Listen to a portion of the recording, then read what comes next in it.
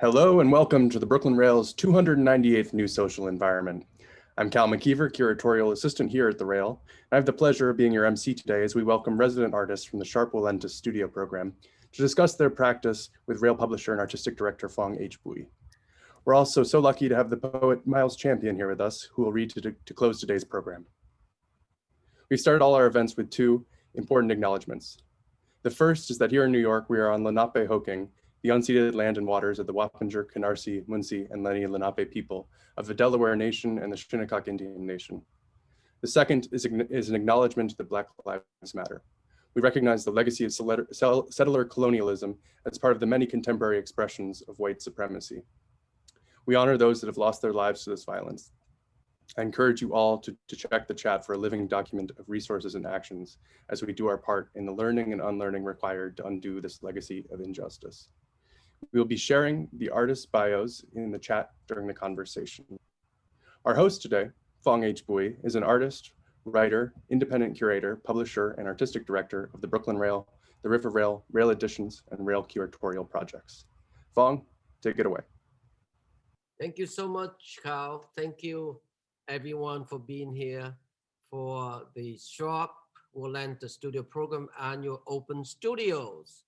Yes, I think we are featuring 12 artists whose work we will get a chance to hear directly from them in a bit.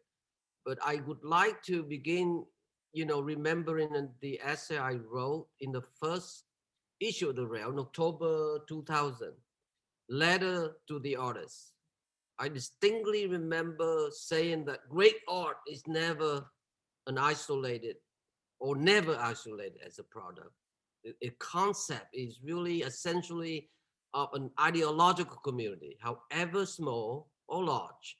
It's a collective movement or tendency based on a certain much larger and governing artistic and intellectual aspiration. I believe that an individual can be an innovator, but there is no such thing as an avant-garde individual. I think we all know it, the flowering of art movement, be it as cohesive, say, Impressionism, abstract expressionism, pop minimalism, neo-expressionism, neo-geo, or not so cohesive, say, as recently proposed by a brilliant book written by our dear friend Pepper Kamel, Abstract Art, A Global History, that prompted the term I prefer as global abstractionism. Again, the flowering of such movement have always been and will be the result of a group of artists, men and women, whose lives are devoted, committed to the vocation of art, in spite of life's hardship, I don't know, be it personal, social, political condition that were and are considered beyond human convention of any kind. In my view, I believe that the more people there are who wish to be artists, the better it is for the livelihood of art.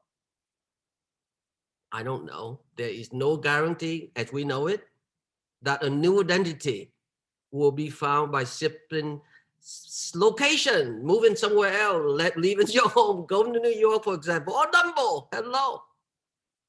But we know it. Artists are not a group of individuals who are already accepted the uncertainty of their creative value. Hence, the social ambiguity is not a fearful factor to them. It is why we still believe in art for art's sake, and why we know that art's pertinence does in fact touch people who don't even care about art at all. Still, I wasn't aware until the last 3 decades, as we all do know, that visual art were to become increasingly necessary refuge from the rapidly increasing dominance of consuming culture and all kinds of technology, which now impedes our private lives and activities in so many ways. And you know it too, It's beyond our control, but here we are, having just survived a presidency that mobilized speed as a uniform power that nearly destroyed our culture, from the arts, in the humanities, to everything that associates with sciences also. We come to realize that we must be mindful of sharing ideas, sharing the strength of our autonomy as individuals, but at the same time, we must feel the need, we must be fed by the richness of our diversity, our differences. What Thoreau and Emerson, all the way to Whitman, John Dewey, for example, would refer to this longing as immanent democracy. It is our moral and fundamental duty to utilize the slowness of culture against any type of demagogy's deployment of speed. On that note, I would like to dedicate this gathering of all of us being here now, this year residency artist, as a loving memory to my dear friend, our dear friend, the remarkable Jane Goldberg, without whom, together with her beloved husband, David Goldberg, this unique program wouldn't have evolved and have grown so handsomely, so indispensably to the ecosystem of our art community. At least and I joined in 2006, the beginning of 2006. Yeah, I mean, when it was referred as the Marie Gouault Sharpe Foundation, Art Foundation, located in Granite Street in Tribeca, I think it was the end of that very year that the program was confronted with the loss of studio space. Granite Street building was sold and converted into a fancy building, condominiums, and it was, I believe, Chuck Close, one of our founding members, who introduced the late Joy Robinson, our founding director, and the rest of us on the board to David and Jane Walentas, whom Jane, I think both of them knew Chuck. When Chuck was showing his early painting, you know this mirror, Don, and those of you who've been in New York long enough to know Glenn, when Klaus Curtis and Jeff Bayer created the Biker Gallery. That's how the last three names, when you think of the letter put together, that's how it got Biker. And it was Jeff Bayer who were David real estate partner at 2 Trees. That's how it all happened. It tied together, you know? So I remember we invited David and Jane to the open studio. That I remember they enjoyed meeting all the artists. They were taken so much by the creative energy, the diversity of the work, and the spirit, the spirit and the atmosphere of the community. I remember how in one dinner when Chuck, with the late Irvin Sandler, Joyce, approached David and Jane about the possibility of relocating the studio in Dumbo, they were so happy and so readily to welcome the program to the current building on J Street, 20 J Street. And the very next day, somehow the lease was agreed upon with, I don't know, 40 years lease or something ridiculous. It's 60-80% discount for 16,000. I don't know. Can you help me out here? You know, I think it's 16,000 square feet or more.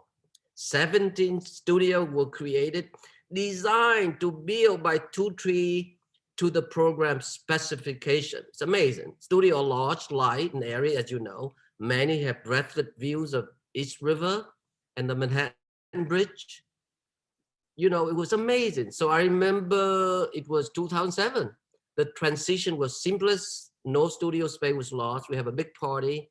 And I want to stress also that unlike many residency programs here and abroad that offer 1 or 2 months of studio space, the Sharpe-Walentas Studio Program insists on granting the whole year residency. And in the heart of the most vibrant, dynamic neighborhood, Brooklyn, as you know, it's understanding that ample time. We treasure the fact that it is ample time space is an absolute prerequisite. The practical setting of the artist studio being a sacred space, we know that. We know that time and space are central to the creation of the artwork also, and they are inseparable from the artist's temperament and sensitivity. We know all that. It's though, I think all more importantly, artists I think we need to provide them time and it's that whole entire year in their studio.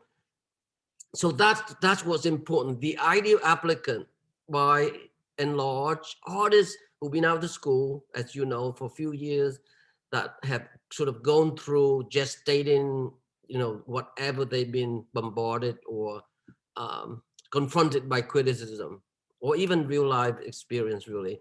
I think that there are artists who also have inadequate studio, also need a space that would benefit me in New York City. We often also welcome artists from different places across the country. But my point is that over the years, there's so many terrific artists. I'm just going to name a few from the very beginning, Sarah Z, Josiah McElhenney, Arturo Herrera, Teresita Fernandez, Tara Donovan, who's now on our board, Young Feji. I don't know, lately there's been Michael Berryhill, Ishmael Randowitz, who else? David Brooks, Jordan Castile recently. Last year was Louis Fratino, Julie Curtis.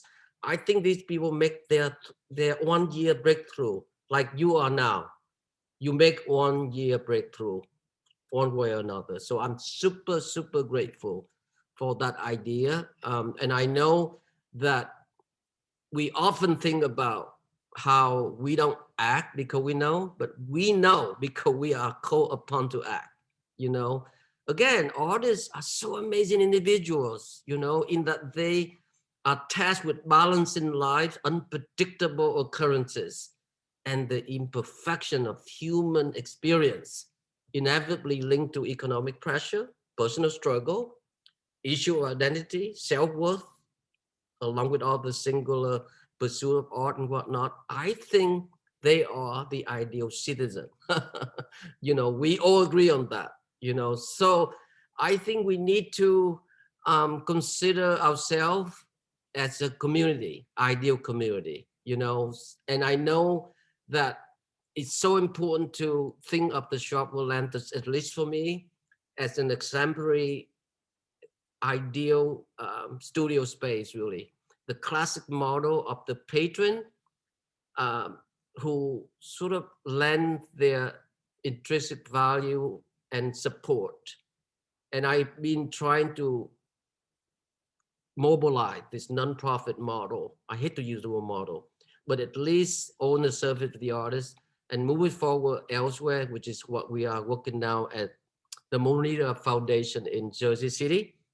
So again, thank you to Kay, thank you to Ariel, thank you to Randy, the whole staff and at the Sharpe-Walentas, also all of my fellow board member, but today is really celebrating you all. So without further ado, I think what I would love to do is, as Carl printed out this list of 4 group of artists. Yes, indeed. So why don't we begin with group 1 with Patricia Isles, who are a sculptor. Are you here, Patricia? I am here. Hi, thank you. Can you hear me? Yes. Hi, thank you for that. I appreciate the time I've had at Sharpe-Walentas, and as with many profound experiences, they're often simultaneously the best and worst of times. And I feel like it's been that for me, for sure. And I think of Jane often when I come into the studio, and I've used the studio as much as possible. And I hope that she would have been happy about that. And I'd be happy to show you my images. I have a full studio of new work, but I am preparing for my first solo exhibition, which has come about during this time I've been here at Sharpe-Walentas. So I'll be showing the new work in the months to come. And now I'm showing you some work, some of my previous work. And this sculpture is from my thesis program at Hunter College. And this sculpture is over 7 feet tall. And I draw on my knowledge as a fashion designer, and I bring materials and hardware from the fashion industry, and I transform them and use them in my sculptures. I believe there's a direct relationship to the body, but I don't consider them to be necessarily figurative. I guess they are somewhat figurative. And I think that these pieces relate to stories of isolation, separation, and confinement. And I consider the physical and psychological wounds that occur through this isolation or confinement, be it incarceration or something else. So I use elastic, which I would have used as a fashion designer, and that's my main material right now for this work. And I can show you the next work.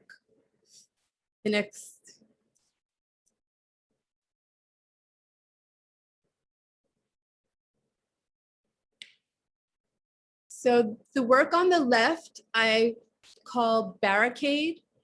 And this work is cast plaster.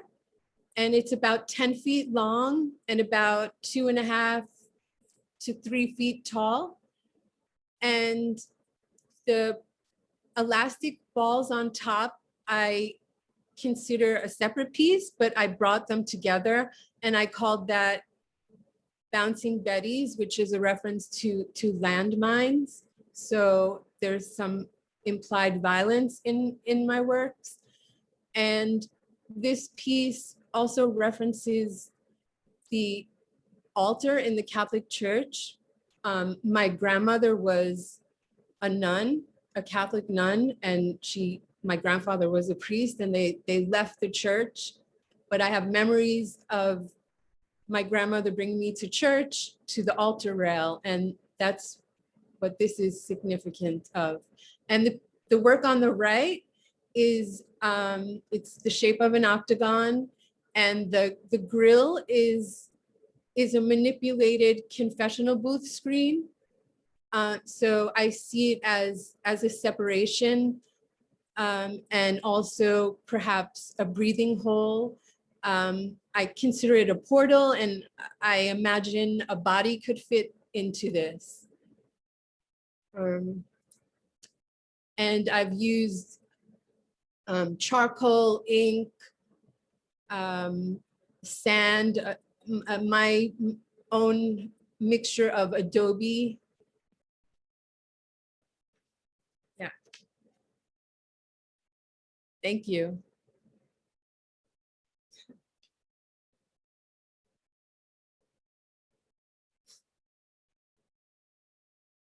Phong, you're muted. It's amazing thank you, Patricia. It's amazing what your grandparents did. Super radical. Yeah. Why you are haunted by their radical act. Jeez. Yes, indeed. Thank you so much. Thank you so much. Yeah, thank you. And I think we're going to move similar length of time where each artist can talk, just as did Patricia. So next is Avery Nelson. Where are you, Avery? Right here. Cool.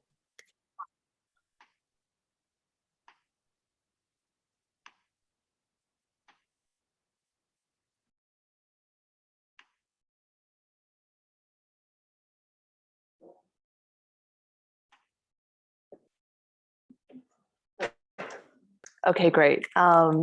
Thanks so much for having us, Phong, and the Brooklyn Rail, and a huge thank you to Jane Walentas and the Walentas family for the past 1.5 years at the studio program.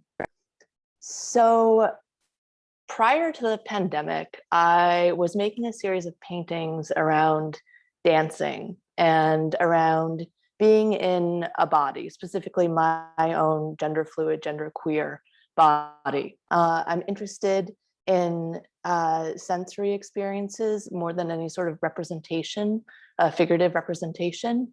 So I was interested in what it feels like to be in my own body, and the porousness of bodies. And I love dancing. I was dancing all the time. I found community in nightlife, beautiful queers, a space of total freedom and just presence. This is a painting, it's called Threesome. It's one of the paintings I made just as the pandemic was starting. Obviously with the pandemic came a lack of dancing, right? And so this painting is sort of like a foggy memory of the touch of others, a night out when the nighttime turns into morning and you're not quite sure whose hand is whose body is whose, what body part is which, it doesn't matter. And maybe also, you know, a thumb is something else. And one sense of, you know, what one is much more porous than confined into a material form. I'm interested in all these things formally in painting. This is one of the first larger paintings I made while we were about, I guess, 8 months into the pandemic. Though the Sharpe was closed for 6 months during the beginning, and at home I was making these little drawings using aquarelle crayon. At the bottom right-hand corner of this painting is one of those drawings I had made at home. When I got back into the studio, I was not quite sure what to do exactly, because my work had been about dancing, and I had been so still for the last 6 months, so in shock. So time moved so quickly and not at all, right? And so the sort of like different forms of bifurcation that I felt through dissociation, through watching and witnessing, through different means started to come out in painting. I had been meditating quite a bit during the beginning of the pandemic, and this painting is called Attunement, thinking about headspace and stillness, still thinking very much about embodied being, but in a sort of meta way through the inside of a mind, a head. The drawing is collaged into the right-hand corner of the painting. The painting, for reference, is 72 by 56 inches, quite large. And thinking about a drawing inside a drawing, a mind inside a mind, a self inside a self, different forms, different ways of creating a self and creating a painting in that process.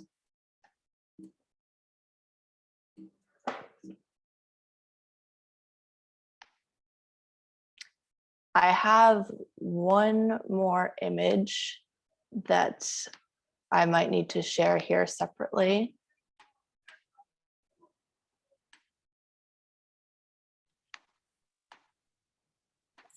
Recently made, Avery? Yeah, this is the most recent painting, same size as the last one. And again, thinking about sort of either painting inside a painting, an image inside an image. Here, there's a flipped upside down calendar on the upper left-hand corner. And thinking about very much sort of looking back at time and different notions of temporality, both contained in a body and in looking back in space and time. With the previous painting, through collaging the image of the head onto the larger painting, I started thinking about sort of a legend or an image inside a painting as legend for the construction of a larger painting. And that is a longer conversation about the way I construct a painting, but it's a new format that I'm playing with in the building up of a larger body of work in sort of this vein. So I'll leave it at that. Thank you. Awesome. Thank you so much, Avery. He touched me, so I live to know. Where is that from? I think it's Emily Dickinson. Anyway, Terrific, you guys. Let's begin also now with Nicholas, who's here somewhere. Where are you, Nicholas? Yep, I'm right here. Can you hear me? Yes, indeed. Okay. Okay, let me share the screen.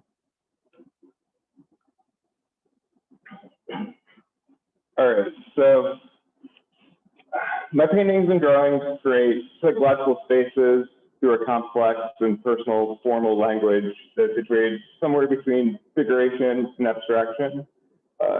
Incremental anxious marks create optical confusion and figure ground shifts, interwoven forms. Through this, cats and mushrooms and snakes and jewels emerge out of the density of the picture plane. These characters are intertwined with text and dates to explore the anxiety surrounding the creative acts and the passing of time. This painting here is the largest painting that I've made to date, and I thank Sharpe-Walentas for allowing me to do that, have this beautiful space to explore the scale. One thing that's, one part of my process is that I work flat horizontally, and I work on size canvas. So I like how the way the acrylic paint kind of stains and kind of absorbs in a certain way. It's kind of like making a large watercolor drawing. And so the way I construct these paintings and my drawings is that I use as a jumping off point a bit of text or sometimes the date that I make it. For this one in particular, I use the title of a Titian painting called The Flaying of Marsyas, which is one of my all-time favorite paintings. And I use those letter forms to construct these geometric shapes. If you like turn your head sideways, you can kind of make out like the F in the bottom left corner. And it's kind of like a way for me to kind of find a place to start when I'm staring at a rectangle, but then also kind of give a certain kind of repetition variation and a certain criteria to kind of improvise from there. Trying to go to my next image. Okay, here's an example of a recent drawing. And drawings are a large part of my practice. I make my drawings at one sitting. This drawing in particular, I made it on March 8th. And like I was saying, is kind of using text or number forms as kind of like a starting point. It's like trying to make kind of my own kind of weird sort of system to repeat and find kind of a structure and then create this labyrinth sort of space. Oh, sorry, trying to go to my next image without letting me. There we go. And this is another recent painting. This painting, I don't know why it was one of my like favorites of recent. There's something about this X composition and the kind of like implied symmetries that I find really pleasing. I also find that this painting like is a good summary of two of my major like influences that I think about. One being the illuminated manuscript from the 900s, the Book of Kells, and then the other being photocopied like show flyers from like when I used to play bands when I was a teenager in the Cleveland area. Like that sort of kind of punk rock aesthetic is a large influence on my work. Thank you very much. Thank you so much, Nicholas. Yeah, I'm sure we wouldn't forget any one of us who have seen the great Titian. Obviously, yes, Flaying of Marsyas. It's in the Czech Republic, the Museum Chronic. Actually, it was included in the last famous show, The unfinished show, exactly. Yes, that's when I saw it in person, and I was totally struck by it. I believe it was like right off you got off the elevator, right? It was Yes. the first thing you saw, yeah. Yep, it's one of the last few paintings he made before he died in 1576 or 77. Yeah, amazing. Thank you so much again. Now that is group 1. Yeah, now we can move on to next group 2, beginning with Dana Buhl. Hello. Hello. Share my screen here.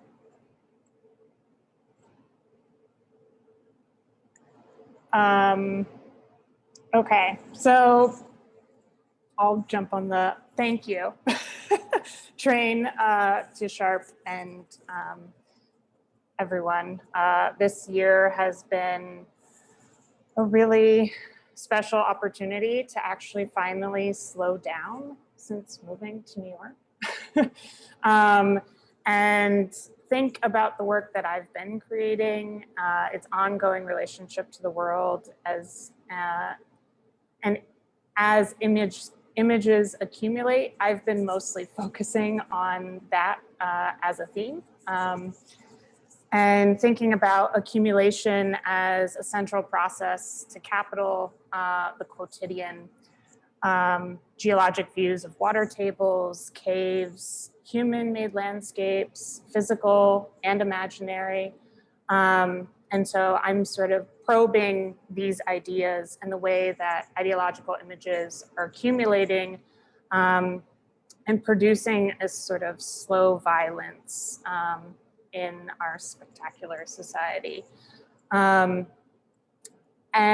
I was stuck in my apartment, as a lot of people were. And so I was revisiting a lot of work that I had already made but hadn't yet dealt with. And I had hoped to sort of revisit some caves that I had been to, one of which being Carlsbad Caverns.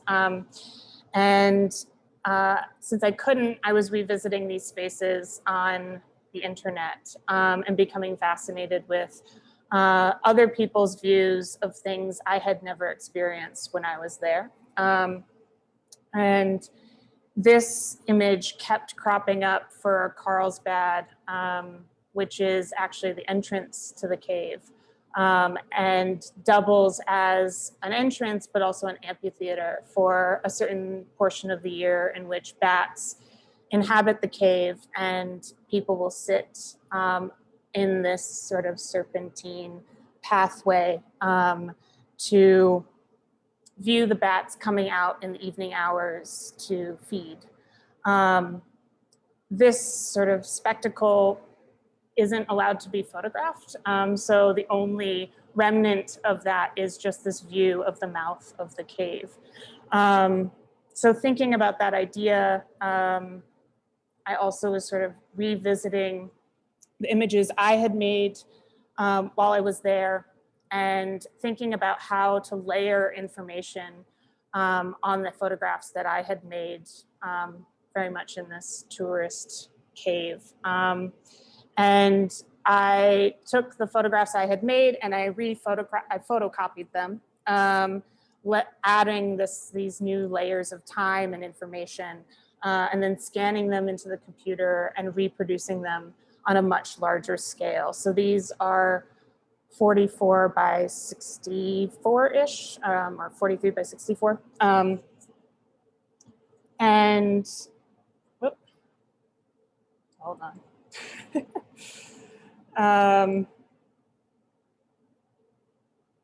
I was thinking about, again, this accumulation and obsessed with stalactites and stalagmites and the process in which these come about is actually a process of disappearance simultaneously. And so thinking about that relationship to photography and how photography simultaneously reveals and obscures. I'm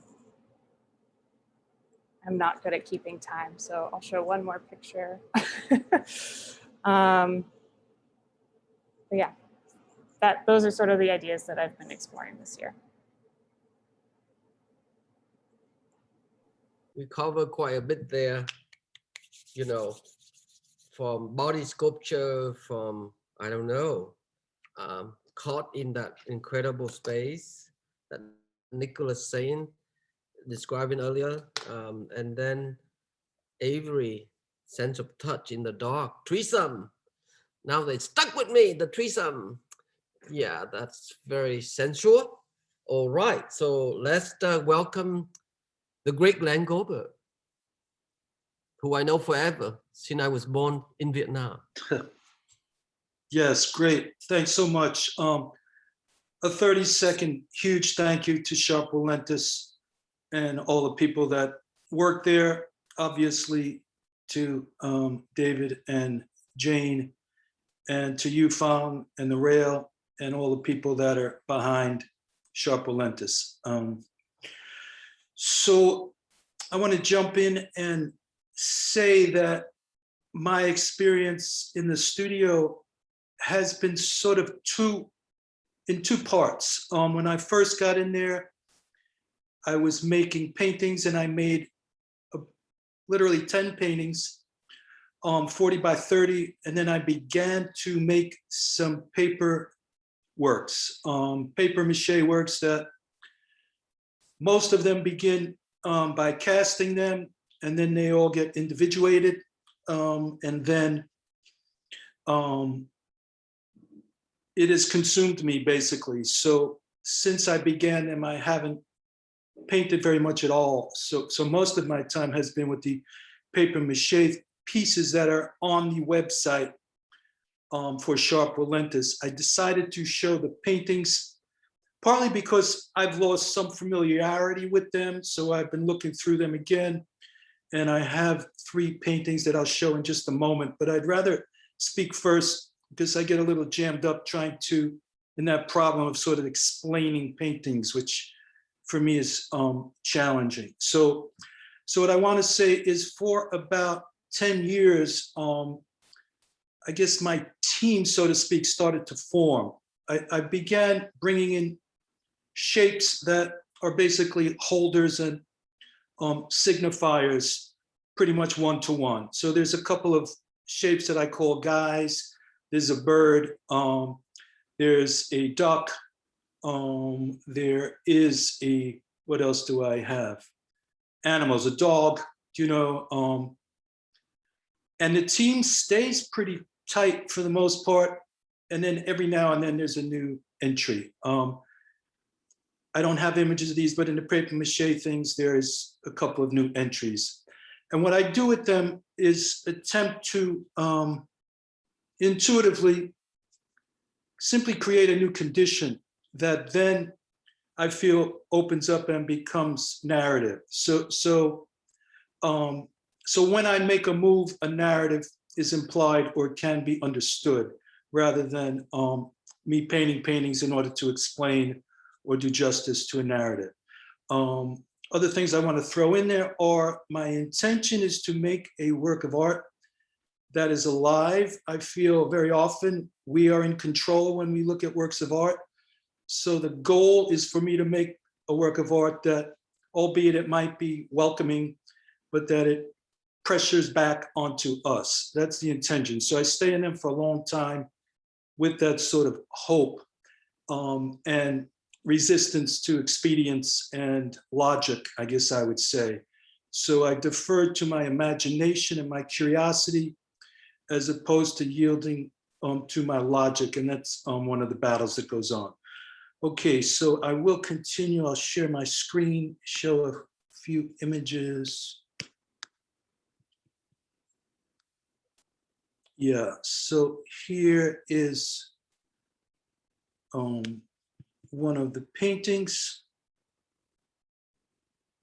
Yeah, don't know what I really want to say other than it is an example. So we've got our guy on the right, we've got sort of a bird that's made of air. Air is a priority to me rather than matter, air and water. So that's important in my mind. A lot of these happen not just in air, but up in the sky and all that that might imply. whether it's peace, heaven, etc., etc. So that is something that is inside of me. I try to accept my tender self, which often is surprising, in some degree of opposition to my physical makeup. Let's see. Yeah. Here it feels to me like they're floating. Yeah, there are larger forms, smaller forms. That implies what that would imply. Parental issues, children, dominance, color as opposed to no color. So I guess one of the things important for me to say is that when we do something different, meaning always changes, and that's an exciting thing for us all to try something new, quite simply, and to see what happens if I throw in another guy, or a bird enters, and so it's some sort of symphony that my players are always sort of in the middle of, and each one hopefully is individuated and has a particularity, much like we do. Often I think of them as stand-ins for us. Some of them are awkward and lovable, and yeah, all the things that live within us in terms of qualities that we all hold. I feel like these do as well, and then it obviously shoots off into one aspect, maybe being dominant, maybe something simply looks quite beautiful, maybe something is a little bit intimidating. There's discomfort in them as well. So the appearance belies, I think, what is underneath them. Again, completely analogous to us. And maybe I will end right there. And thank you all so much, everybody who's here.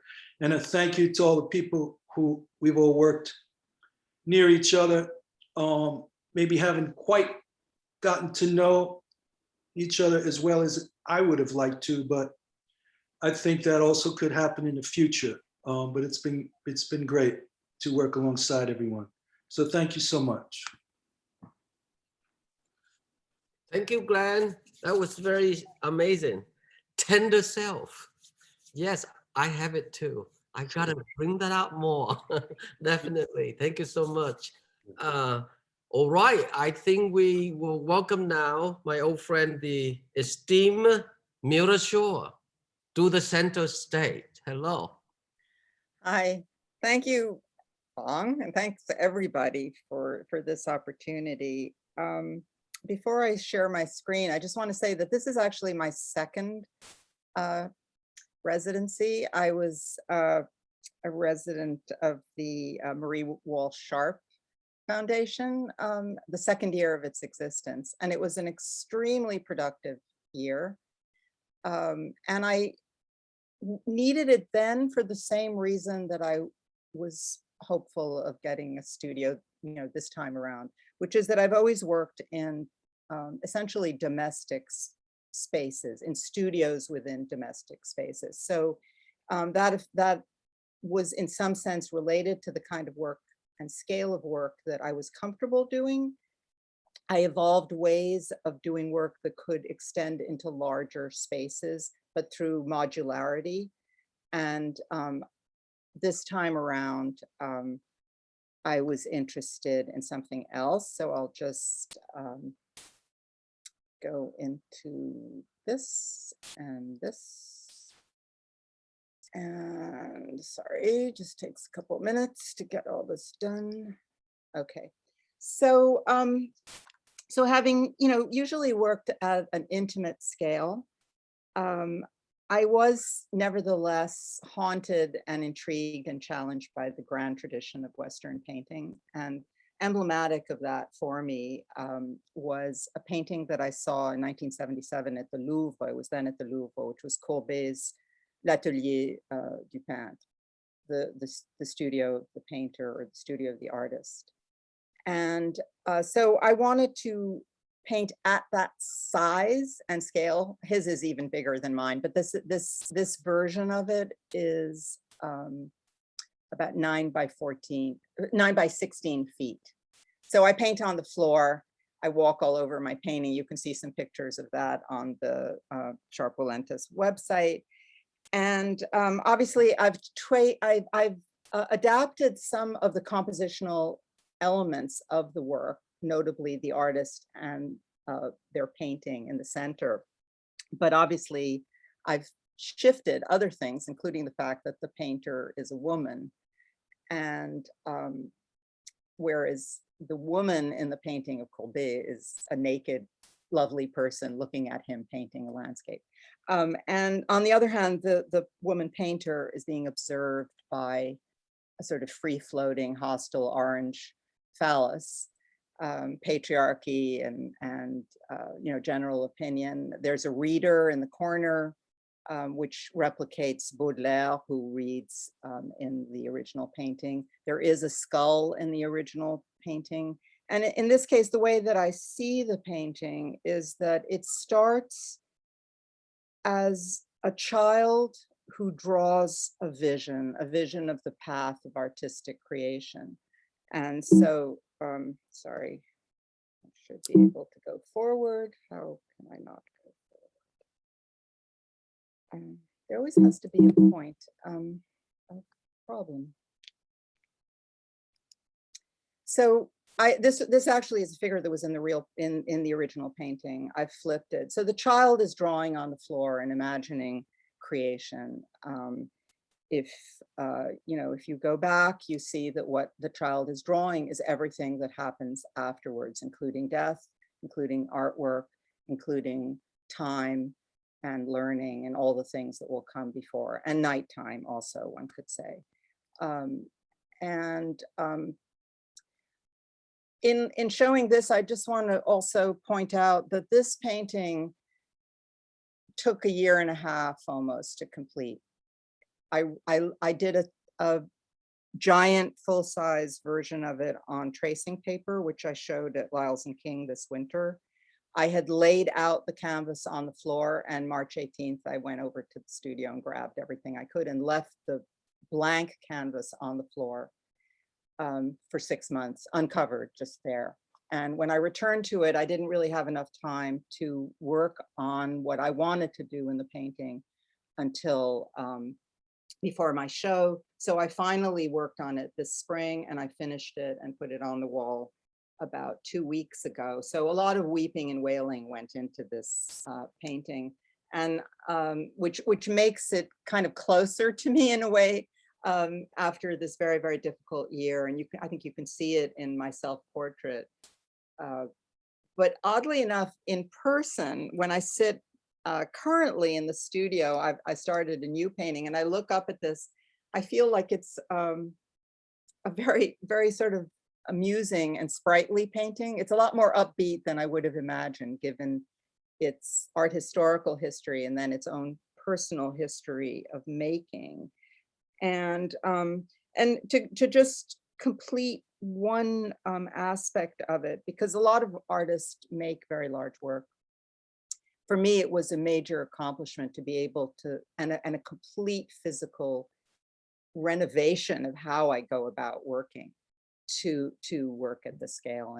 And I'm very, very grateful to have had this extra time. I feel it's particularly the gift of Jane Walentas, who thought of us in last spring before her death. And I'm very aware of that every day that I go to the studio. So thanks. Thank you, Mira.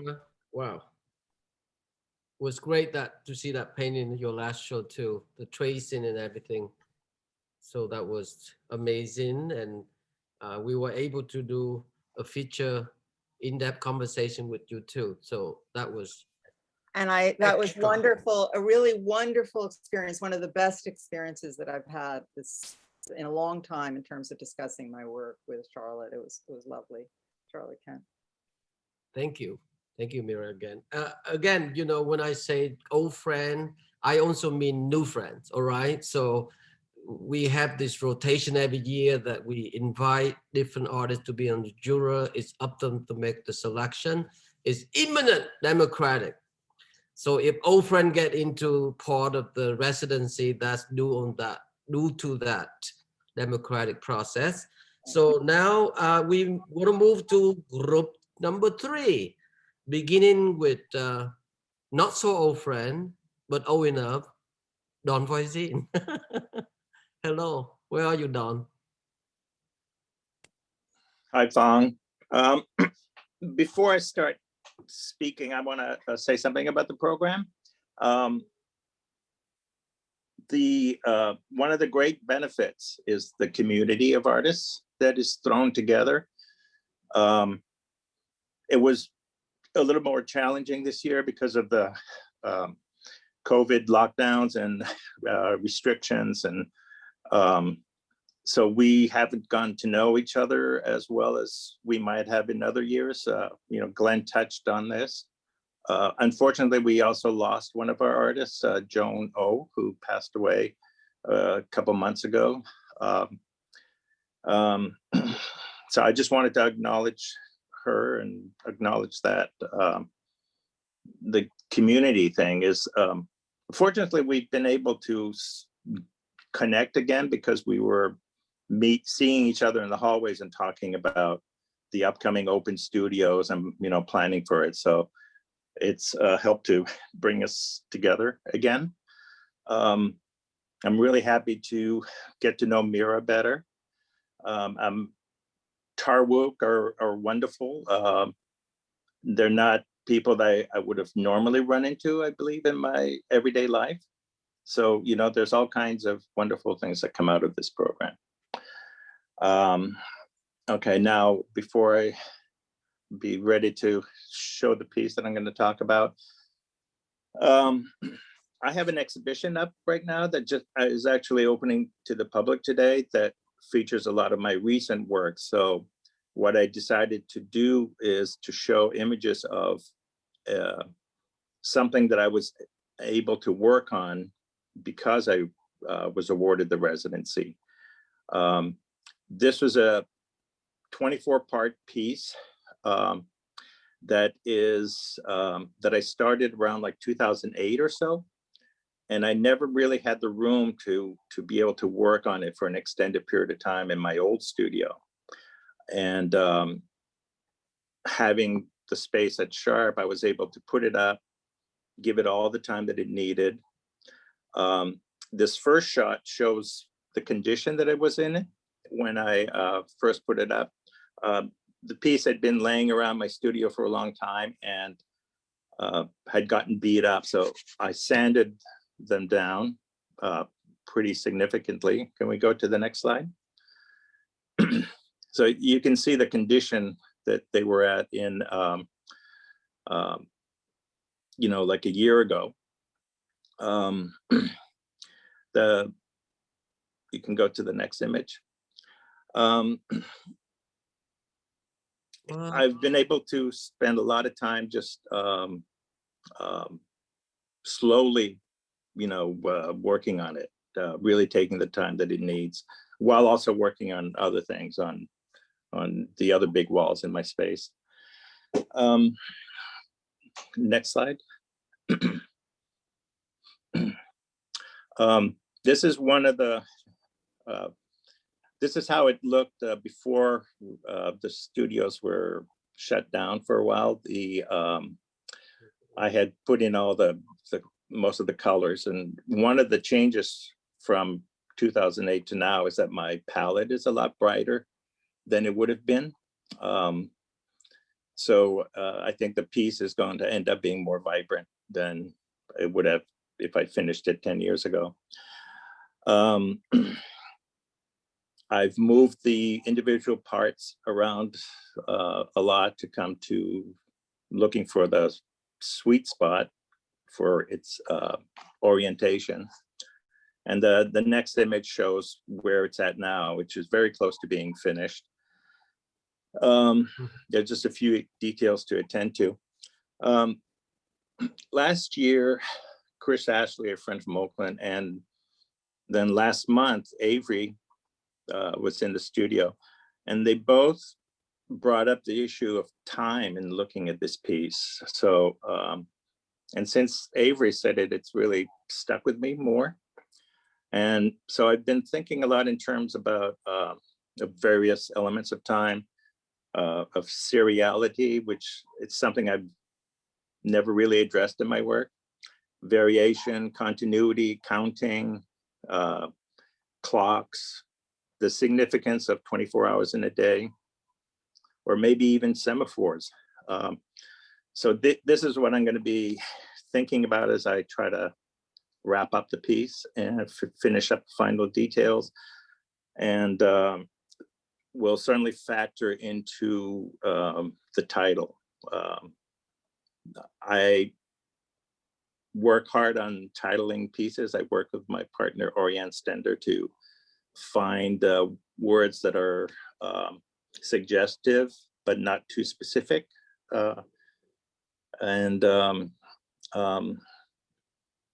Yeah, so, you know, I'd like my work to be function on different levels, have different meanings if possible. So, and the title is an aspect of that. That's it. Thank you, Don. Thank you, Phong. And I know that Don's show is on view now till late June. What is the exact date, Don? June 27th. It's at Mackenzie Fine Arts on 55 Orchard Street, Right. Lower East Side. It's a terrific show, so I would urge you to go see it. There's plenty of time to go to see Don's painting. So thank you, Don, again. And I think we're going to pass the mic to Mr. McGlynn, who's here somewhere. Hello, and I want to just reiterate all of my colleagues' thanks to Jane and David and the Walentas family, and also the board, and also to the Brooklyn Rail for offering this opportunity to have this virtual open studio. It's been extraordinarily important for me to have this opportunity. It's been crucial.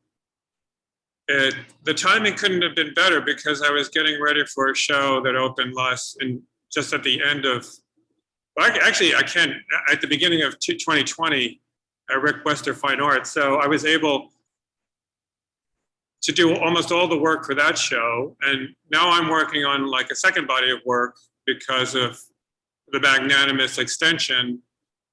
And so I'm grateful for all of that. And yeah, and the community here is starting to unfold a little bit late, but I'm really enjoying that as well. So let me switch to my PowerPoint here, and I'm gonna start with like 3 earlier pieces because I think it, like not from the residency, but I think it might help contextualize my work.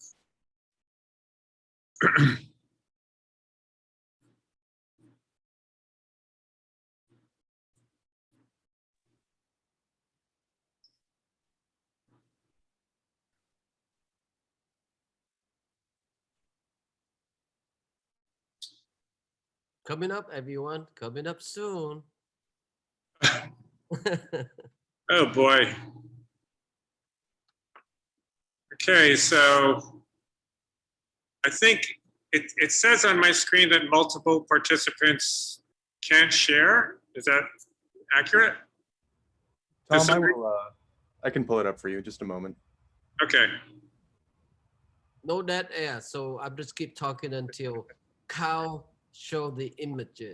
Can you activate the multiple participants? I'm not sure what that function was. I'm sorry, but yeah, it's under the screen share. I've taught with Zoom, and you can make one participant or multiple participants able to share. Anyway, can we go back to the images? Sorry. Yes. Okay, so I guess I won't be showing some earlier work, but these are 2 paintings that I did when we came back in October. Well, I came back in October 2021. And I think the next slide has the titles. I think the titles are important as well. I'm so sorry. I'm so sorry that I must have gotten an earlier iteration of the images. I don't know why you are unable to share your screen. It's okay. I mean, let's just look at the ones that you have. Okay. You have 3 images, right? Yes. Okay, so yeah, so go back to the first one, please. So this is what my studio actually looks like now. Like you can see in the background there, these paintings. And originally, you know, for quite a long time, I was borrowing elements from commercial signage and logos and kind of hacking them and making the messages from those, kind of cutting them up in a poetic way, like Burroughs would do, is cut up poetry. But since I've kind of jettisoned that kind of subject matter, and it's migrated to this form where I'm just playing with the poetic intervals and trace elements of those original inspirations. And you know, preparing for this, I was thinking about this great Walter Benjamin quote, in which he says, in the artwork, subject matter is ballast jettisoned by contemplation. So what I'm working at with these works currently is more of a generic container of contemplation. And also the interval affects me as the primary viewer in a phenomenological way. The spaces between the abstractions, the spaces between address the body. So maybe we could take a look at the next slide. So some of the titles of these might inform like that trace element aspect of the original inspiration and being derived from commercial signage and logos. The one to the right that you're looking at here is called Constant Contact. And that was derived from that sharing, you know, app. But I was also thinking about how we're compelled to be constantly in contact these days. I think Phong touched on that in his introduction. The painting in the middle is titled Holy Modal, because while I was getting into these abstract intervals, I was thinking about music, and I started to do some research into modal jazz. And modal jazz and modal music is somewhat derived from sacred music, in which is very fugal and very repetitious, but with that repetition, the intervals change slightly. And so in modal jazz, the intervals are, you know, the improvisatory intervals in modal jazz are something that I saw a correlation to in my work. The smaller painting next to that is called Need Not Apply. The larger painting to the left of that is called What Gives. And the painting, the red painting on the kind of cream colored ground is called Balcony. So, you know, the titles, like Don was saying, they're an illusion that might give the viewer a handle into the abstraction, but they're not literally representational titles. They're more derived from the way I think. And, you know, in jettisoning the original subject matter, I really am more interested in the viewer just contemplating the paintings visually. Seeing is a language. So if there's any semiotic trace left in these, it really has to be evidenced by the paintings themselves. And I think I have one more slide there. So yeah, so this painting, the painting that's very articulated there is kind of a newer direction. That one's called Kiss and Makeup. We're just having some fun with that one. And so this highly articulated kind of format allows me to expand the kind of improvisatory action of the color and the position. So, they ostensibly might look like formalist abstraction, but I'm not really interested in reductivist theory or anything like that. It's I'm more interested in kind of an expansive idea of abstraction, and I call them in general generic abstractions, and it's not a terribly compelling title. It's kind of like Walter Robinson's zombie formalism, but I guess I kind of like that in a kind of a anarchic way. But it is an open-ended way to think about abstraction without thinking about the whole history of reductive or objective or non-objective work. I think everyone here would probably say that they don't necessarily want to be embedded in history that definitively. So that's my presentation, and thank you again for the opportunity to do this. And thank you. Thank you, Tom. That was awesome, terrific. And yeah, we have 3 more artists, as some of our artists couldn't join us. One being suffering from the second shot from the vaccines, a little bit busy, couldn't join, but let's welcome Jassy Alapour. Hi. Oh. I'm gonna start like everyone else, just thanking the Rail, thanking the team.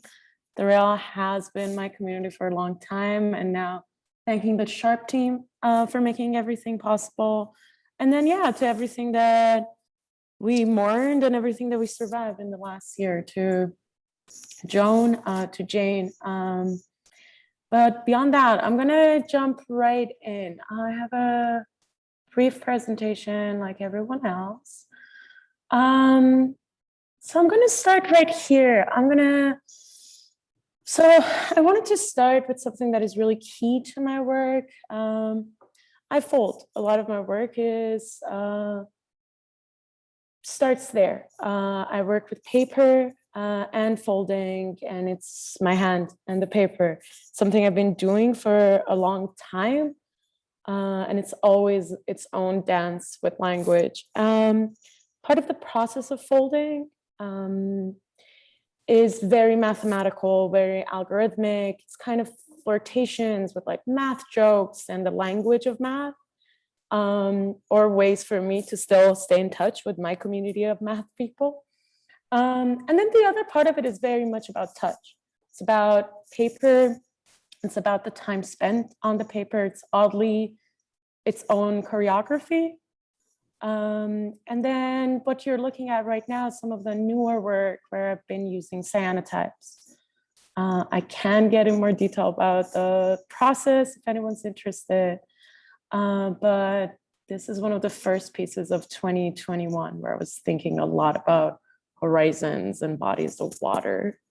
And then this is from 2022, and it's a larger scale piece.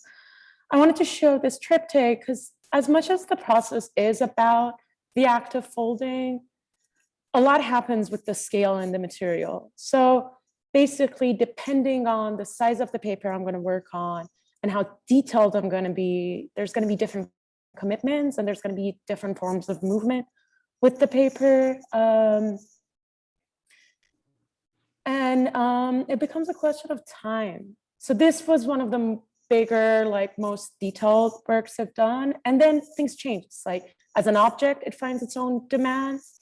And I started thinking that I know what movements I'm going to get through and what I'm going to follow. But as the process goes, like after weeks and weeks, there's a moment where you have to wonder if you're going to pause. So there's a lot about repeating the same forms until they give way to something else. This was one of those pieces that demanded to remain unfinished for in exactly where it is right now.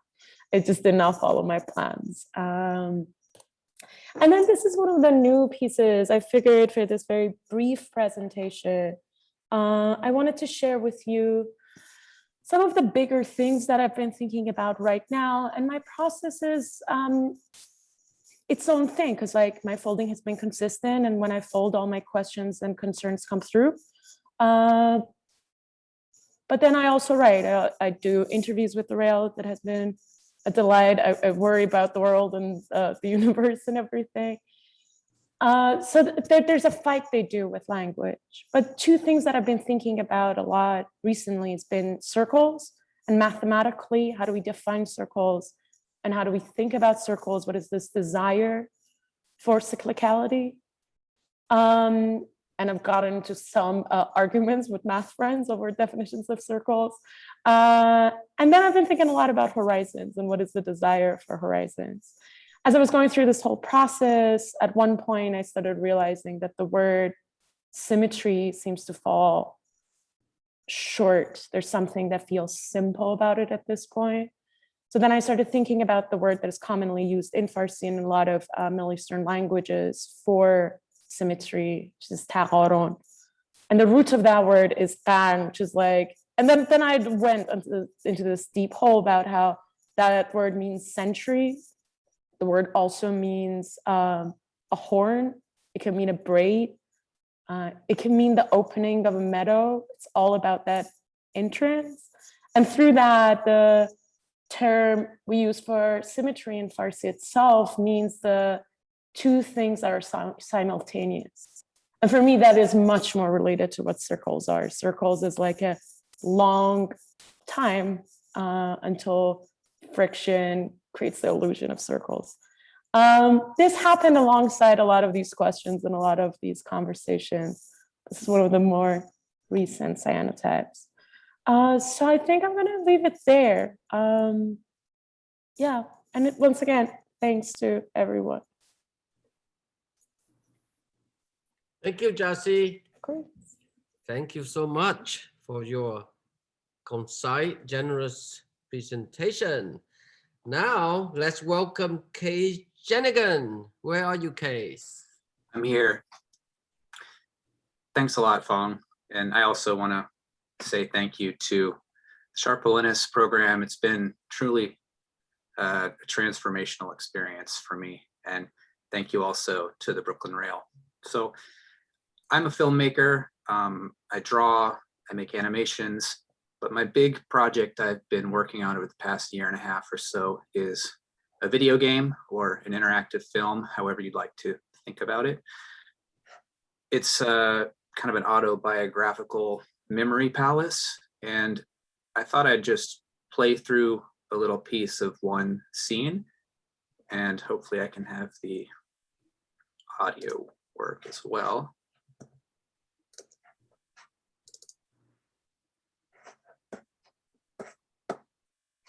Let's see. Can you see? Maybe give me a thumbs up.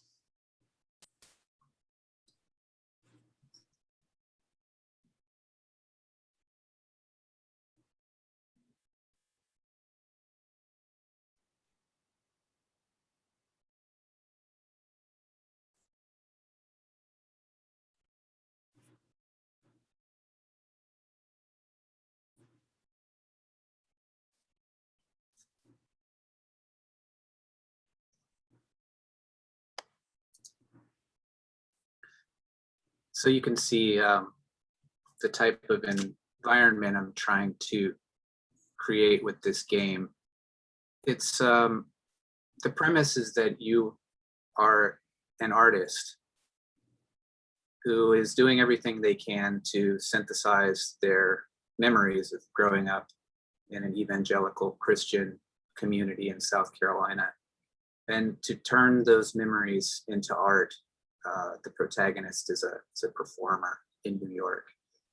And so the game is split between performing on stage and then cycling into these very particular memories and controlling this little character whose name is Bub, which was my parents' nickname for me when I was growing up. And there's magical realism, there's electronic music, there are a series of vistas, places where I would like the user or the player to want to sit and to be still and to just listen and look and participate. The entire experience, probably, I'm hoping in the end it'll take about 2 or 3 hours to play through. Right now, there's maybe 45 minutes of playable game. And it's been a pleasure to make. It's an extremely laborious, extremely cumulative process. Every single thing that you see is a physical drawing or a little sculpture or a painting. And I can't even count how many photographs are in this game so far, 10,000, maybe more. And so the plan is just to keep building it until hopefully it's finished. And I did get some nice news the other day, as I'm working with a partner as well, who's a programmer, who's helping me with the more complicated things that I just can't do myself, that we should be receiving some funding from a large video game publisher. So that's good news and will help me be able to keep building this thing out. So I guess I'll stop there. Thanks for looking. Thank you, Case. That was really beautiful. Very much so. Wow, the diversity of voices is amazing. All right, so now I believe we are coming to our very last artist, resident artist, Jason Seger. Are you here, Jason? Where are you? Hey, can you hear me, Phong? Yes. Oh, great. Oh, great. Yeah. Hi, everybody. I missed the crew. I was back briefly and saw a few of you. I'm in Arizona now, but I'll be back later this summer to spend some time in New York. So just start out by saying the work I was doing at Sharpe, it was the first time I had really good light. The studio is incredible, and you know, I spent over a decade in New York City, but I was always renting, and it was very, very hard to find space, you know. And finally, I get into Sharpe, and I have this great light, and I can work large. And so I decided to focus on clouds, and I was interested in you know, I was going to the Met quite a bit, and I was looking at a lot of Eastern painting, a lot of Chinese painting. I was interested in using emptiness in a certain way, and air, and also playing with different distortions of view. Maybe when you're coming from a God's eye view, or you're looking down, like maybe in an airplane. So I was thinking about flying dreams, and I was also thinking about the history of clouds in the Western tradition, you know, from Aristophanes to Raphael, all this stuff. You know, there's a lot of mythology behind that, and a lot of different ways they've been depicted. So I was doing that for a while, and then I had great momentum. Then the pandemic hit, and that was really hard on my wife and I. And I just, like many of you, we're stuck in an apartment, making it work, making drawings, doing therapy, and then I flew to Russia, and I was in rural Russia for a while, as well as Moscow, and I was able to, you know, I feel like everything was taken away from me, and all I had was like a notebook and you start from scratch. I didn't even have a good Wi-Fi connection in much of Russia, so I really didn't have access to the internet much, and not many people spoke English. So that created a very different space than the hustle and bustle of New York with the art world and this big residency and everything. So I took that back to Arizona. I haven't been here for a very long time, and I started working. I guess I'll shift right now to the work.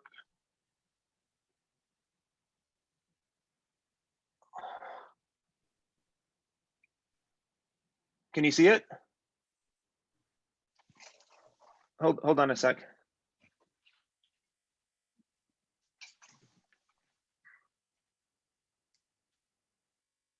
Go good? Can you guys hear me? Yep, we can hear you. Oh, We can great, see great. things. Okay. Okay, good. No, sorry, I'm not too computer savvy. This is my first Zoom meeting. So things shifted. Nature came back in a very different way, and the earth came back in a very different way. But I became interested. I was still interested in skies and clouds, and and these drawings I had. So I started doing this thing where I was disrupting the sky and earth binary. That's just kind of a given, even in the craziest paintings you can think of in surrealism or whatever, you know, that stage tends to be pretty fixed. And so I thought, well, you know, let's start messing with that a little bit and see what happens. And so I'm looking at different things, and as much Chinese painting, even though I look at a lot of aerial stuff, you know, there's a history of God's eye view painting from Europe, of course, and it, you know, very, you know, Persian painting, all these sources. But with these in particular, it's a lot of early medieval work that I'm interested in, a lot of manuscript painting. Also, just nature photography from the you know, mid 20th century America, just stuff that I have. And it's you know, really the subject matter is very simple. It's just trees, clouds, mountains, you know, stuff that everybody can relate to. And I'm trying to do something really different with it. I'm trying to really shift the coordinates, you know. So we have multiple skies, we have underground atmospheres, there's some kind of parallel dimension thing going on here. And you know, there's a loss of gravity with objects sometimes, you know.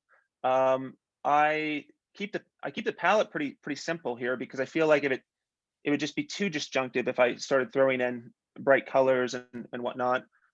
So I try to keep things really simple with what I'm painting, and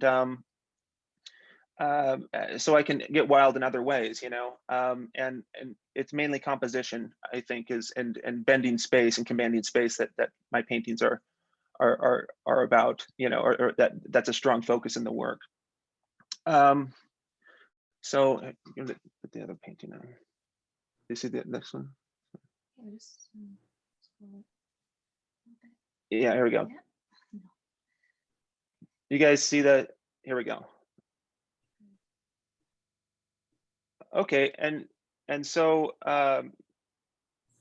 now we have, you know, Earth kind of flipping up on its side in a desert. I started taking hikes in Arizona, and so I just take little photographs of different plants around the area and just kind of do a semi-imagined form of that. That's how this started. I did a painting like this before that was really small, and but it was from New York, and I felt like I can incorporate where I'm at right now in a painting and see where that takes me.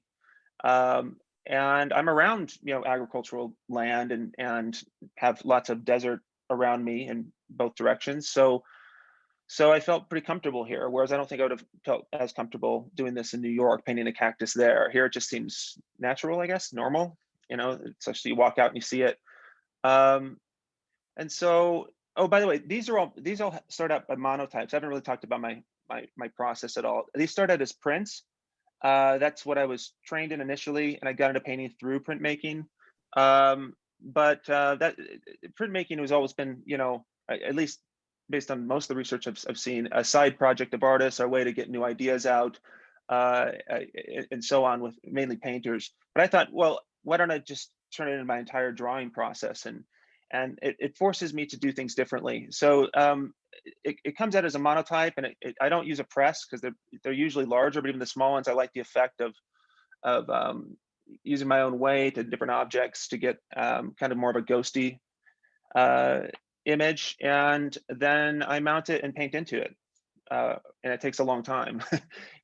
And slowly through that process, things are discovered that I just didn't really foresee. And you got to know when to go with it and when not to. And yeah, I'll show the next one. There's another one. This was the first one I did, where the sky and the earth are just totally subverted, and you're going underground, but the perspective's off.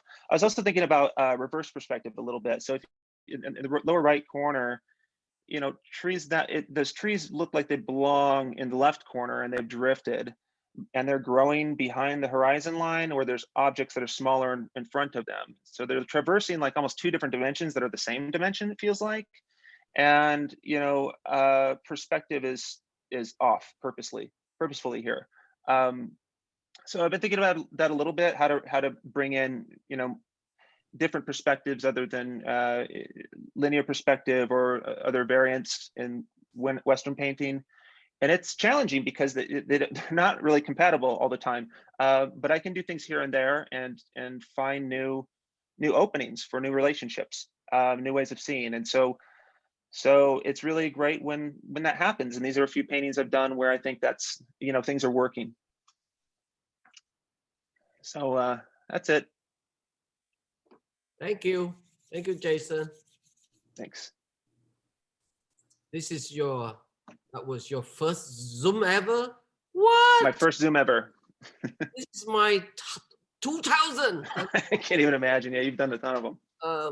Well, in any rate, thank you so much, Joel. Thank you so much for this amazing presentation, very personal, thoughtful, and as you know, many of you might know that my mentor, the late art historian Mike Shapiro, whose idea about art and culture were firmly rooted in the teaching and the writing of Hegel, and who believed that the spirit and the significance of art is constantly being reinvented.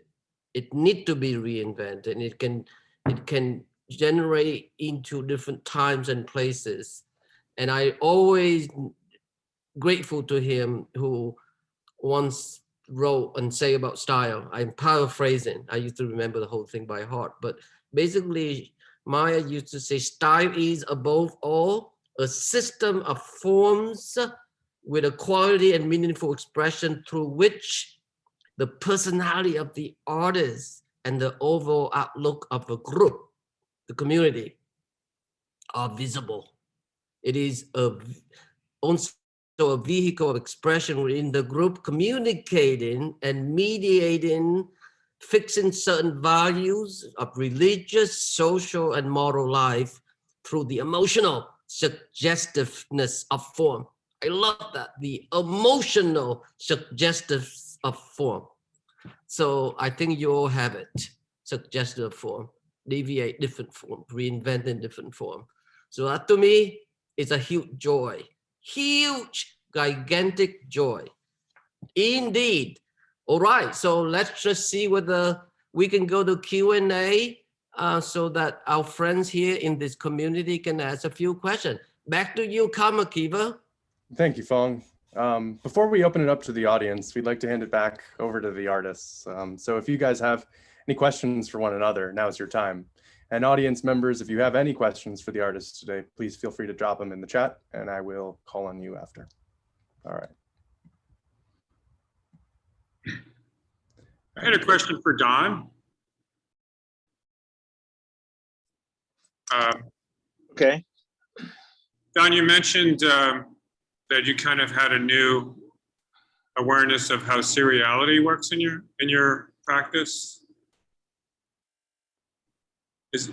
Can you elaborate on that? Like, what aspect of seriality? No, I can't really elaborate on that because when things are like brand new to me, it's like that I'm figuring out in the studio. It's still much more difficult for me to talk about. So sorry. No, it's fine. I can relate. I can relate. I had a question for you too, but I think that you might have covered it in your thing earlier.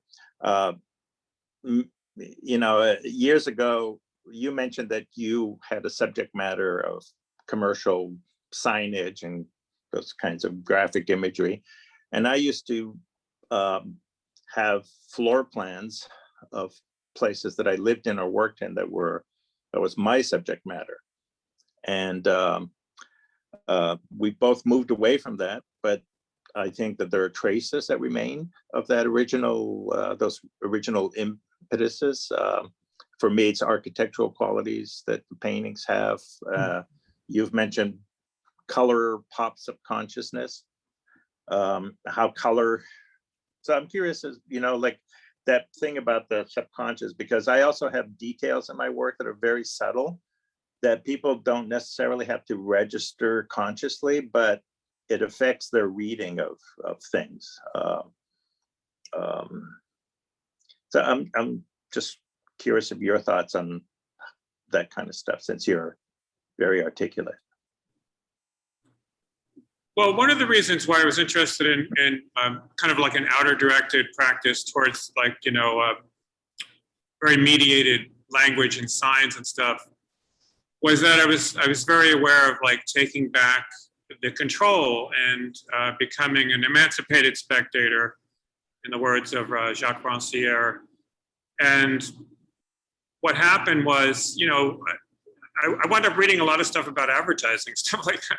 Like my research took me into some very strange places, but I understood that the subliminal, you know, subliminal seduction of all that, we're all conditioned by that, and that I could depend upon kind of a collective conditioned unconscious. I didn't actually have to be explicit about that semiotic origin. I could just suggest it. And you know, and then it doesn't just become an intellectual exercise. After, I'm sure that you know, after you work on a painting, it takes on its own consciousness, and it demands its own kind of phenomenology. And I just find that whole process really interesting. I'm moving from like a semiotic to kind of an inarticulate place, a place of silence. Mm-hmm. I find it somewhat healing. As someone from New England, you know, silence is a very important thing in our genetic makeup. But a taciturn manner. Mm-hmm. Yep. Thank you for the question, Don. You're welcome, Tom. Who's next?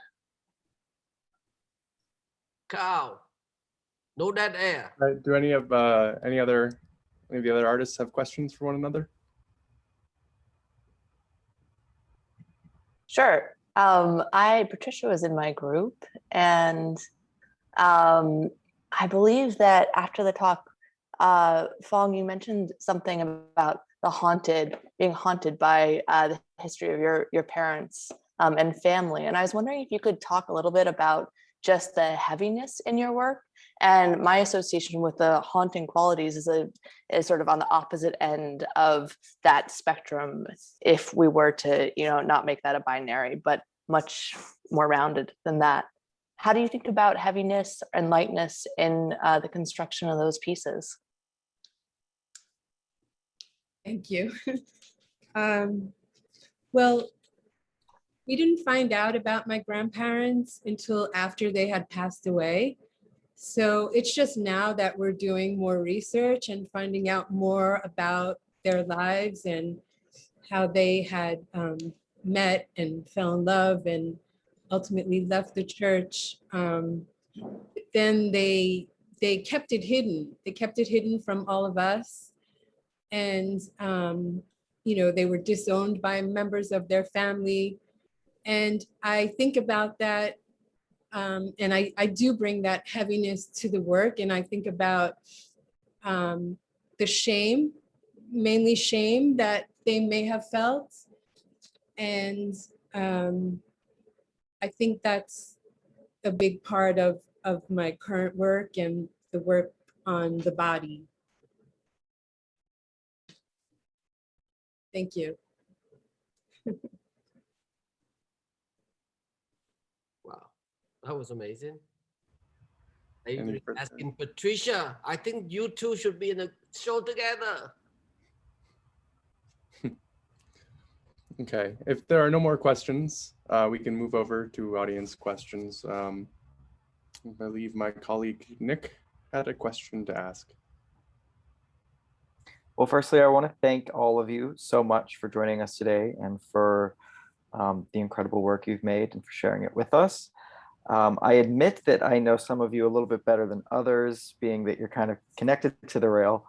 I have a very simple question, I hope not too simple, but I'm curious how teaching has affected your work, or how that maybe specifically in this past year with everything going virtual and not in person, if that sort of had an effect on how you approached your work and if that changed anything. So I kind of point it to some of those I know that are teachers, like Yasi, Tom, Dana. So if any of you want to take that first, please. I could talk to that. I could speak to that. I teach in the foundations department at Parsons, the New School. And one of the wonderful things about teaching foundations, you know, like basic principles of design and stuff like that, is you become aware that it's not really that basic. You become aware that symmetry, asymmetry, and geometry contains all these worlds, you know, all these worlds of existence. And so, you know, you find that out when you have to articulate it to somebody else. And, you know, articulate it in many different ways over the course of the semester. So I'm kind of grateful to my students for you know, giving me the multiple insights that they have with regards to basic design. You know, I get a lot back from my students. So that's my experience. My experience is, you know, finding the profundity in basic design, which isn't really that basic. Yeah, and to kind of follow on that, and I had the pleasure to teach a bunch of very different classes in the past year. You know, when Avery was asking Patrice, Avery started thinking about the word pleasure with all of this, but kind of very much mixed up with like also struggle. And I think the past year has been an example of that. Nick, for me, it's inspiring. Like, they keep me going because like they care about what they do. And it's hard. You can't demand that people care. Like, you can't create deadlines for care. So I think there's something in the way they show up for their work and did so in the past year, even though they were like in many different situations. And then there's also something about the conversation going on, like having a place where we can ask our questions and show up for them without the hierarchy that we're usually in. I don't know, they feel very important to my work.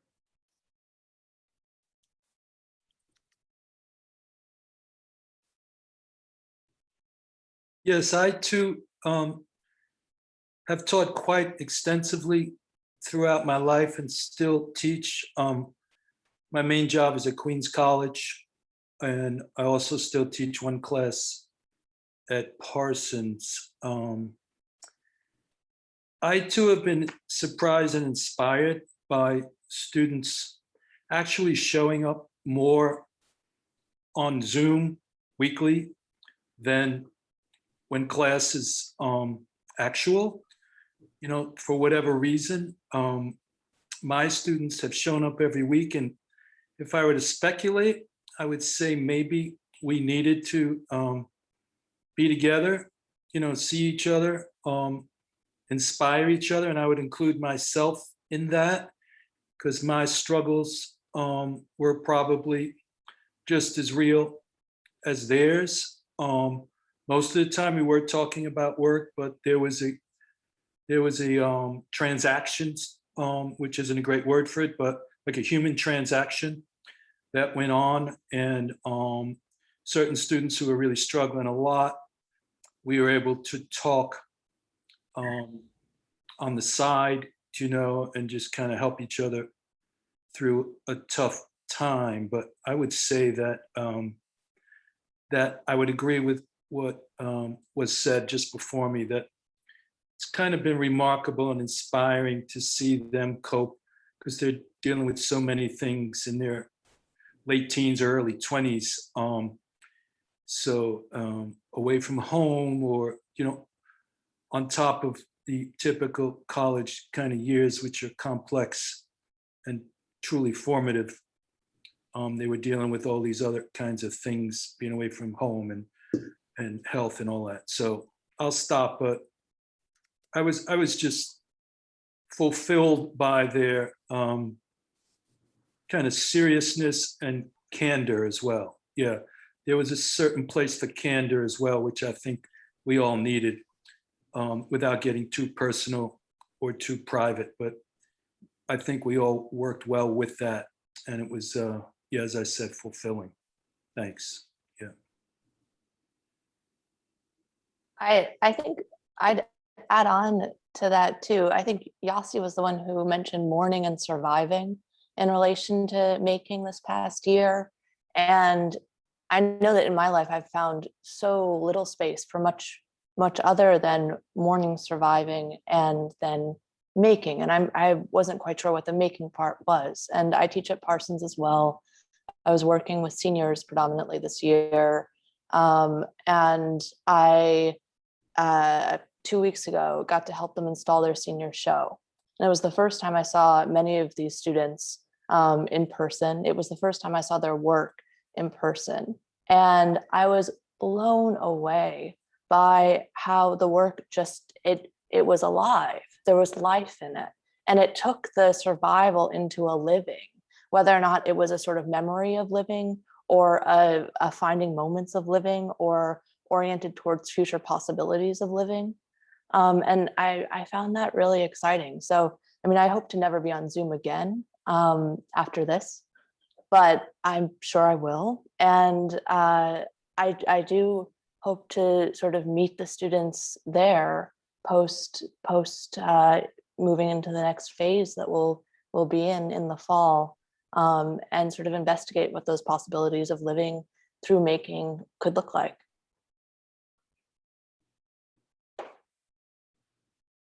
Thank you all so much for those beautiful answers. I echo that. Thank you. We have a question from Kate in the audience. You can mute yourself. Oh, I was just going to get over to take the chat. Good. You guys hear me okay? Yeah, okay. I had two questions. One was for Dana, if there had been any particularly striking images related to the pandemic that have made their way into her work, or if the images that she has been exploring or re-exploring are more quotidian than these like pandemic images, or if they're more related to her own life, like that cave that you talked about. And then a question I had for Mira was, has she noticed a shift in her work under the Biden administration? I know that Trump's regime figured strongly in her work, but also acknowledging that, you know, patriarchy in general, male supremacy, they have not been affected by the change in president. And I know that that is a way that Trump kind of embodied that, but it's not like that has left us with the Biden administration.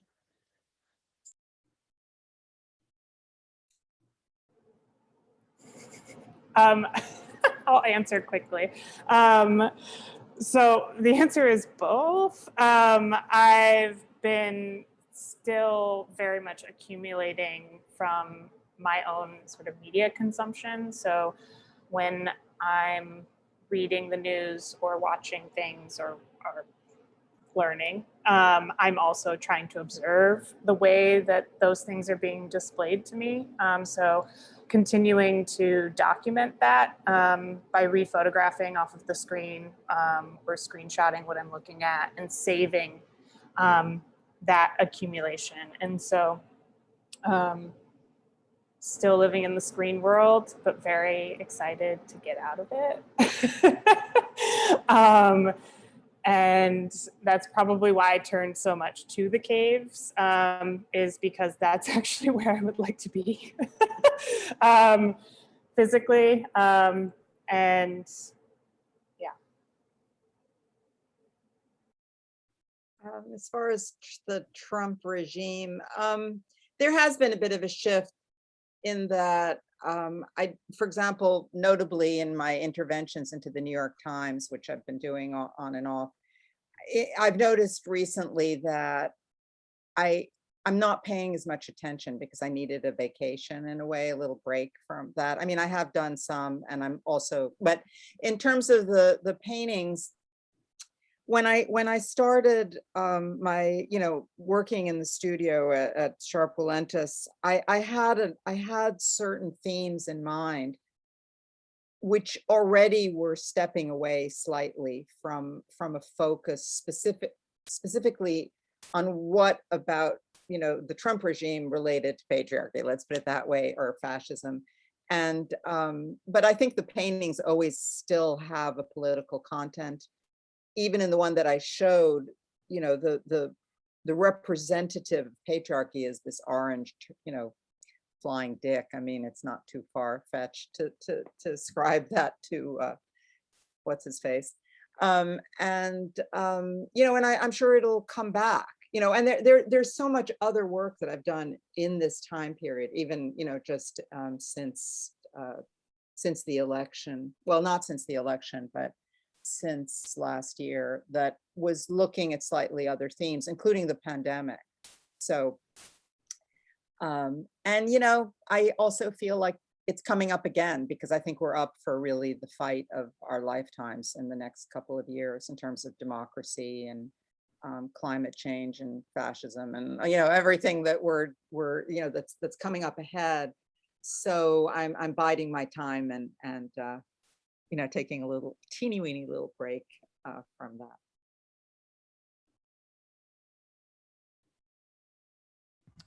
Well, thank you, Mira, and thank you, Kate, for your question. And thank you to all the participants today. Thank you, Phong. At the Rail, we have a tradition of ending all of our events with poetry. And so today I'm thrilled to welcome our poet laureate of the day, Miles Champion.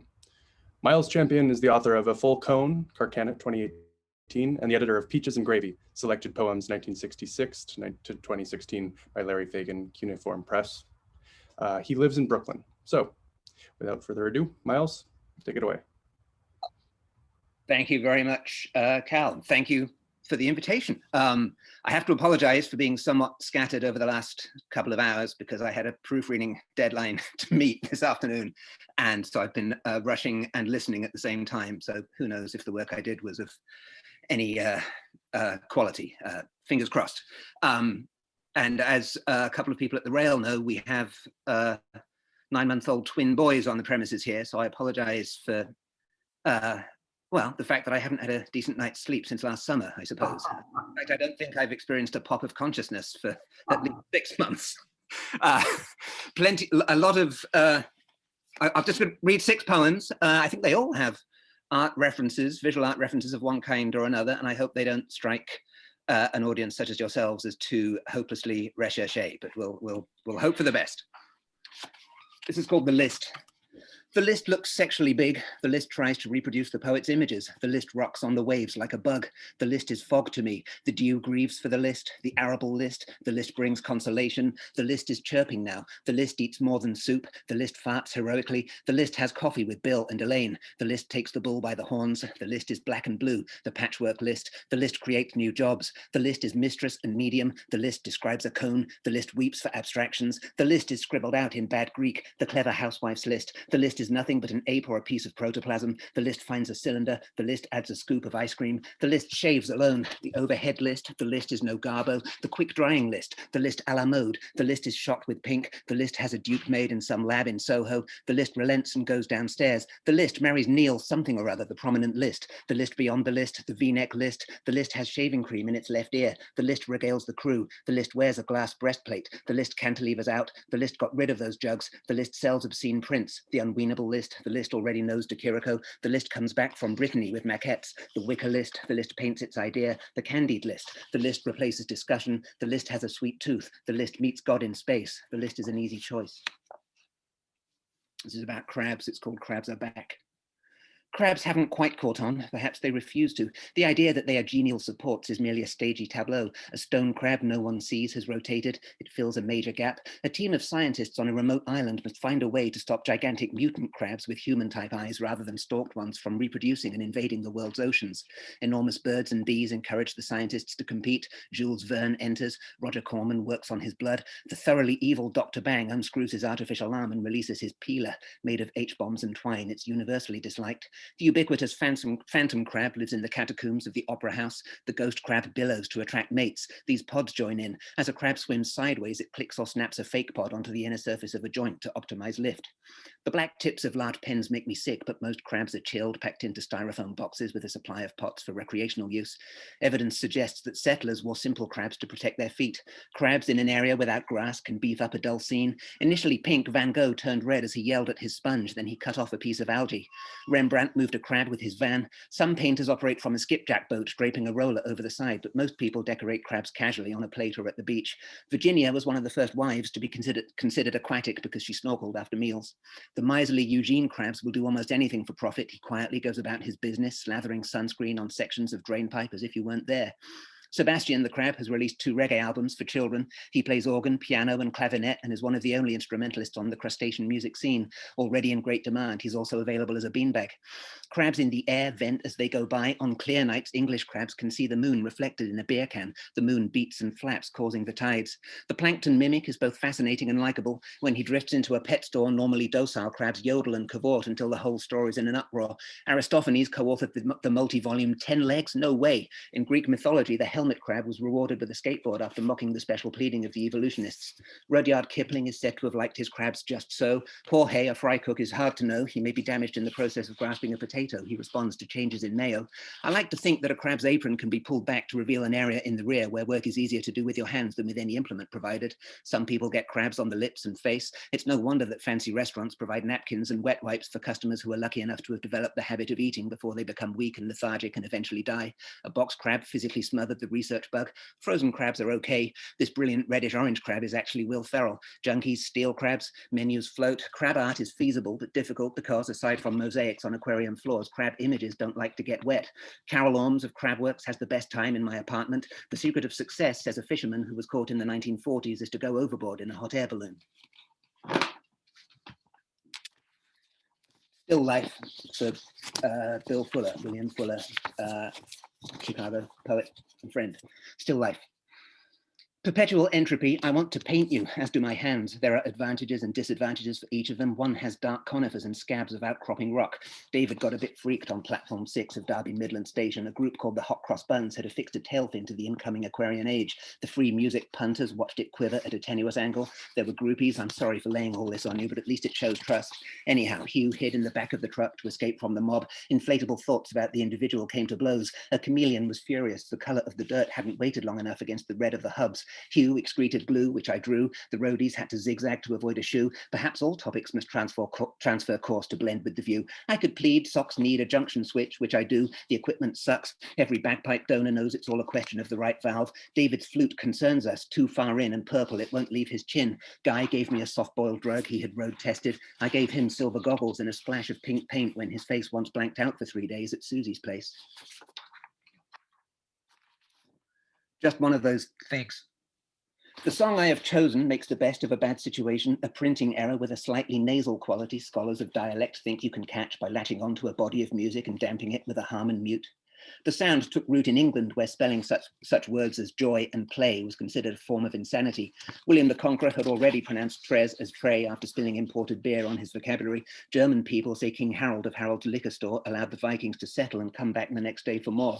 If you play back the raw tapes left behind by the longships, there is a pop some 32 bars long with wide wooden shutters over the vowel. To this day, language experts have to creosote almost everything in the whole field of song. Pipelines pronounced peak lean carry singers up the Seine as far as Paris, where lyrics are written with a slight chuckle or in great agony. Kids play marbles or softball in perfect harmony, and even churchmen subscribe to downbeat. What we came to call jazz obviously sensed that the Bible was heavy and largely pre-World War II. I heard that the pastor thought a newcomer's pole was something you blew. Byron in Geneva. Polidori's diary shows that Byron pestered him for a snack on June the 22nd. Have one by all means, said the young doctor, but follow it with a hot bath, a purge, and violent sweat-inducing exercise. Byron was fat and weighed in at 14.5 stones. Shelley, an exceptionally strong swimmer, had been able to bring his weight down to 10 stones and 6 pounds by avoiding dry land for almost 4 years. So excited was he by his exploit that he invited Byron to a vegetable dinner. This suited Byron, who, as a lord, was entitled to wear a substantial keel that made him look thinner. Around 4 or 5 o'clock, therefore, Shelley, who was privately built, rented a house on the shore, and Byron arrived in Chamonix, confident of being able to secure sufficient leafy greens at about 6. There are different views about the quality of the meal, but it was in fact substantial and square apart from a deformed potato. This the two poets mashed without milk. Byron was slightly impaired by 6 bottles of claret and large quantities of brandy. Shelley, despite an addiction to water, couldn't drink at all. I'll finish with a little, well, no, it's not corny. It is what it is. This is for Rachel, and I finished it in a hospital on the day the twins were born, and strangely haven't written a word since. So this is going back a few months for Rachel. It would be false to say that a skilled naturalist can satisfy a whole group of philosophers, but it is true that the zoologist caught in flagrante almost always suffers, as the eyes and ears dedicate their descriptions to the fancy thinker who takes every precaution and replaces it with birdsong. I regret not being an insect who can capture feelings on translucent engines or turbines or wings. A rooster in high heels carefully tests a slab of marble while passing clouds dress and pose in the Greek manner. Love itself is kept in the Louvre and copied by Manet, who opens a miraculous exhibition in our private lives. Dante and Petrarch take notice of it and push their pens to discover a literary circle that enhances perfection on the human plane. Corks in the sea foam will tell you that living together has an active power which empties into adventure and change.